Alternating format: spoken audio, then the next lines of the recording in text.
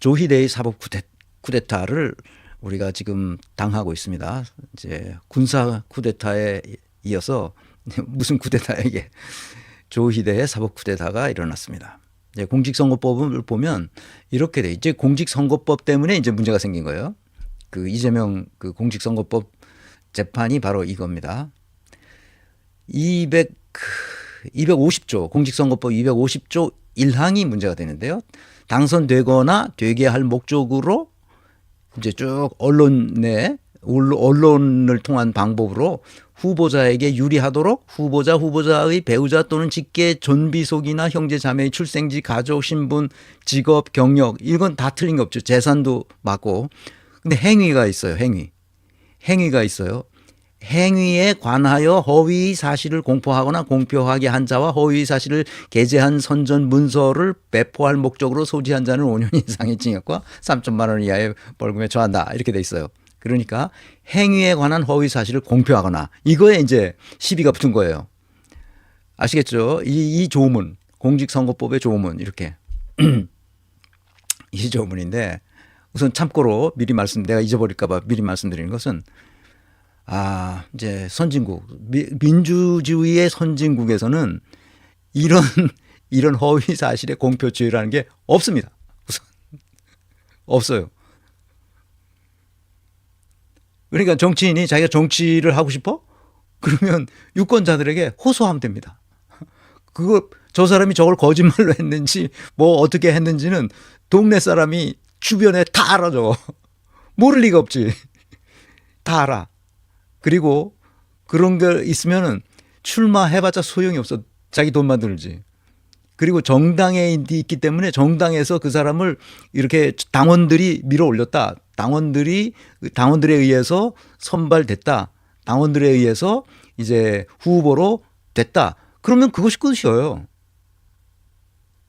이런 조문 자체가 없어요. 우리나라에만 있어. 이게 아주 더러운 건데, 이거를 코에 걸면 코골이고 귀에 걸면 귀걸이가 되도록 만든 거예요. 그러니까 이걸 없애버려야 돼. 이건 위헌이야, 사실. 이 선거법의 이 조문 자체가 사실은 위헌 요소가 아주 커요. 왜 그런지를 뒤에서 설명하겠습니다. 이거는 검사가 지 멋대로 할 수 있도록 만드는 조문이기 때문에 그래요. 그래서 나는 이거를 민주당이 이거 헌법 이 심판을 한번 받아봐야 된다. 헌법재판소에 신청을 해라. 그랬는데 안 한 모양입니다. 자, 그래서 이 김경호 변호사가 있어요. 이분이 이제 군에서 군 법무관으로 하고 군대에서 장교들에게도 가르치고 뭐 그러셨던 분인데, 지금은 이제 변호사로 활동하시는 분인데, 이제 페이북에서 이렇게 썼어요. 조희대 판결은 기존 대법원 헌재 판단을 어긴 잘못된 판결이다.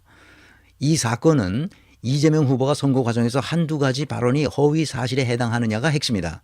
1심과 조희대는 그건 거짓말이라고 해서 유죄를 줬고, 항소심이 쓴 68페이지짜리 전체는 다 100페이지인데 68페이지짜리 그 판결문은 정말 길이 남을 명판결문입니다.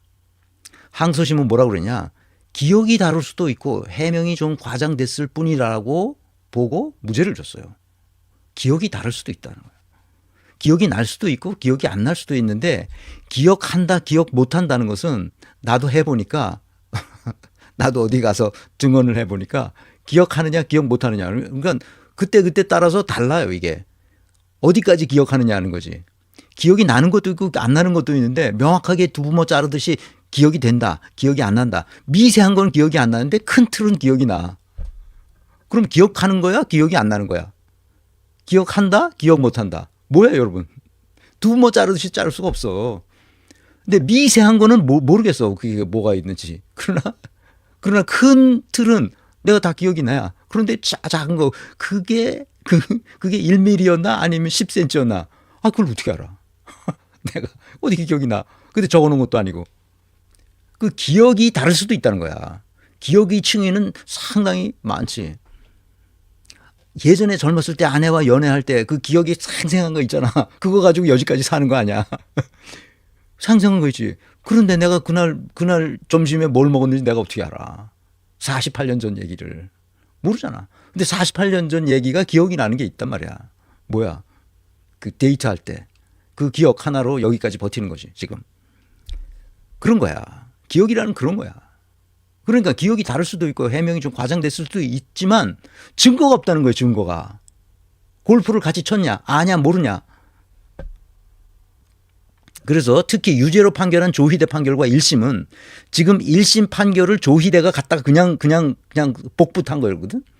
골프 발언과 국토부 협박 발언을 구체적인 사실을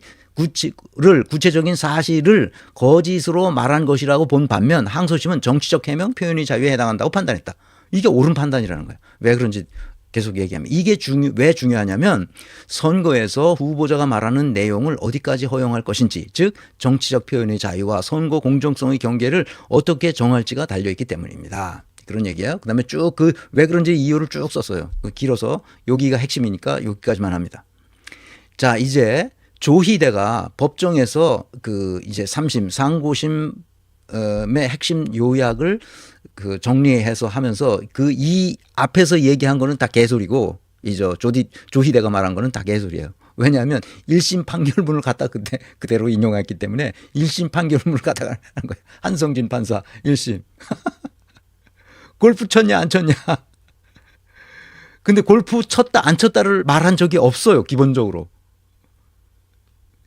그런 말이 나온 적이 없어. 다만 골프 쳤다는 것을 증명하려고 박수영이지? 박영수인가? 박수영 의원, 부산의 박수영 의원이 전체 10여 명이 찍은 단체 사진 중에서 그것만 쫙 잘라가지고 골프 쳤다. 이런 걸 증명하겠다고 한 거야.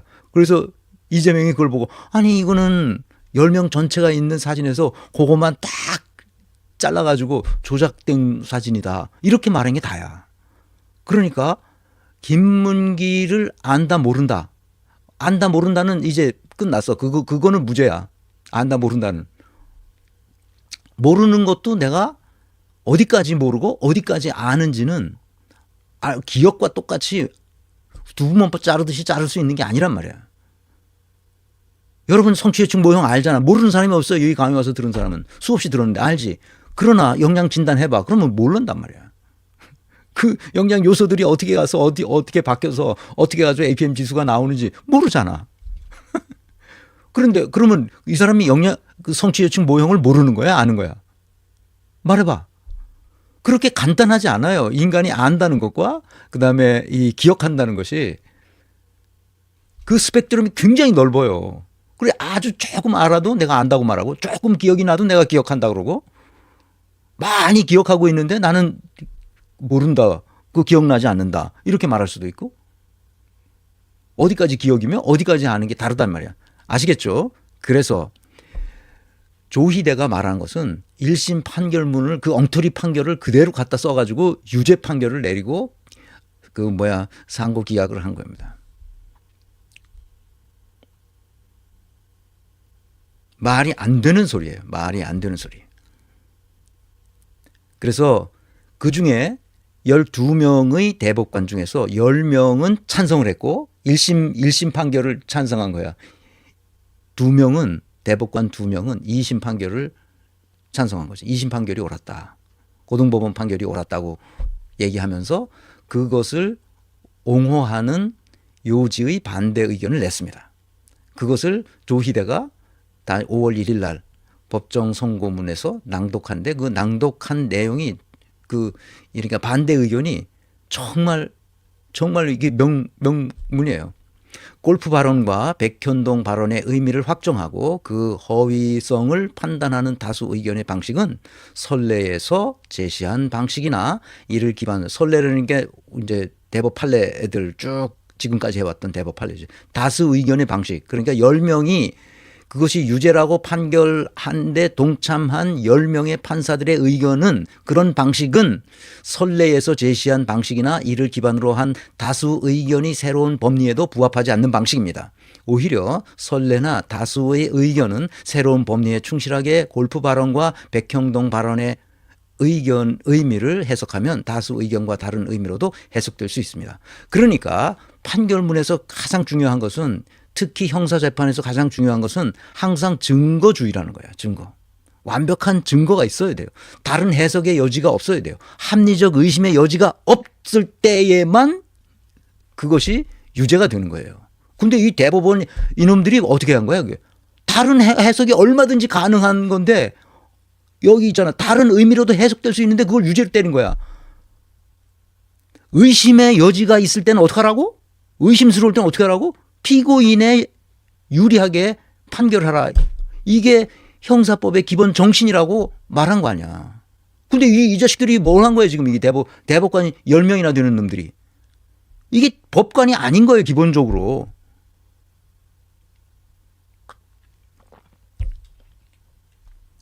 다수 의견이 제시한 법리는 이 10명이 제시한 법리들을 바탕으로 각 발언의 의미를 확정하고 그 허위성을 판단하면 두 발언은 모두 허위 사실 공표에 해당한다는 점에 관해 범죄의 증명이 부족하다는 거야. 그래서 무죄라는 거야. 아니 완벽한 증거가 있어야만 범죄가 형성되잖아. 완벽한 증거가 아니라 이렇게 해석할 수도 있고 저렇게 해석할 수도 있고 합리적 의심이 얼마든지 가능한 걸 가지고 골프를 치지 않았다는 해석. 골프 치지 않았다고 말한 적이 없거든. 골프 쳤다고도 말한 적이 없어. 다만 사진이 조작됐다 라고 말한 거야. 그런데 여러 말을 합쳐보니까 그거는 골프를 쳤다고 밖에는 볼 수가 없는 그런 상태다. 이런 얘기야 지금 이게. 내가 경영학자로서 이걸 따져야 되겠냐고. 이런 법률가 대법관이나 하는 놈들이 이 짓을 하고 있는 거야 지금. 누구 때문에? 이재명 하나 집어넣으려고. 이재명은 대통령 돼서는 안 되는 자이다. 그 생각 때문에 이렇게 하는 거야. 내가 열불 안 나겠어? 내가 잠이 오겠어? 이런 사법부를 두고? 대법원은 오랫동안 공직선거법상 허위사실공표죄 사건에서 정치적 표현의 자유를 최대한 보장하는 등 민주주의 헌법 질서의 발전을 위하여 노력하면서 정치적 표현의 자유가 지나치게 제한되지 않도록 허위사실공표죄의 성립 범위를 제한하고 축소하는 법리를 일관되게 선언하여 왔습니다. 그러니까 표현의 자유를 마음껏 누리도록 했단 말이죠. 그런데 대법원이 이러한 선례의 방향성을 역행하여 허위사실공표죄의 적용 범위를 넓히는 해석 방향을 취하는 것은 정치적 표현의 자유와 공론의 장에 규제의 칼을 들이밀므로써 민주주의 발전의 역사를 후퇴시키는 퇴행적인 발상이 될 수 있습니다. 놀랍잖아? 특히 이와 같은 해석 방식이 검사의 기소 편의주의와 결합할 경우 민주주의 정치와 헌법의 정치적 중립성에 가해지는 위험은 심각할 수 있습니다. 선거의 공정성을 내세워 공직선거법상 허위사실공표죄를 공표죄 적용을 매개로 수사기관과 법원이 선거 과정에 개입하는 통로를 넓게 여는 것은 표현의 자유의 축소로 선거의 자유를 해칠 뿐만 아니라 법원이 정치적 중립성의 위험 요소를 끌어오게 됩니다.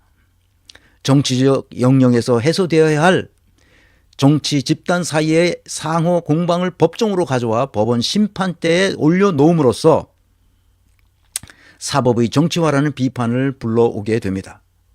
정치적 표현의 자유를 확장해온 선례의 태도는 법원의 정치적 중립성을 지켜주는 울타리이기도 하므로 존중되어야 마땅합니다.